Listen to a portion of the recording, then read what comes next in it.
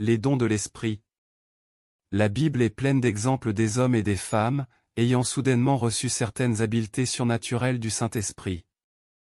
Ces habiletés surnaturelles sont appelées « dons spirituels » dans le jargon du Nouveau Testament. On les appelle des dons, par le simple fait que personne ne peut les gagner ou les acquérir.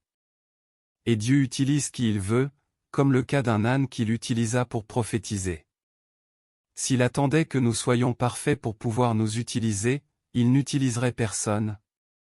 Dans le Nouveau Testament, nous trouvons plus précisément la liste des dons spirituels dans 1 Corinthiens 12, et ils sont littéralement au nombre de 9, mais ne soyez pas dans l'ignorance, il existe un nombre infini de dons que Dieu peut créer pour chacun selon son bon plaisir. En effet, à l'un est donné par l'Esprit une parole de sagesse, à un autre une parole de connaissance selon le même Esprit, à un autre la foi, par le même Esprit, à un autre, le don de guérison, par le même Esprit, à un autre le don d'opérer les miracles, à un autre, la prophétie, à un autre le discernement des esprits, à un autre l'interprétation des langues.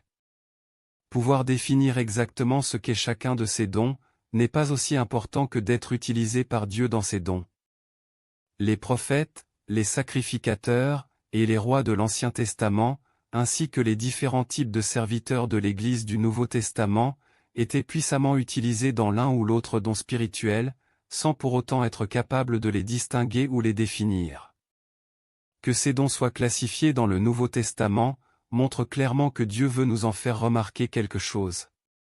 Paul dit en effet, « Et maintenant, concernant les dons spirituels, frères, je ne veux pas que vous soyez dans l'ignorance. » Les dons de l'Esprit ne font pas de nous des personnes supérieures, au contraire tous les dons doivent être utilisés avec humilité, amour, et obéissance à Dieu, pour être efficaces et efficients pour le royaume de Dieu.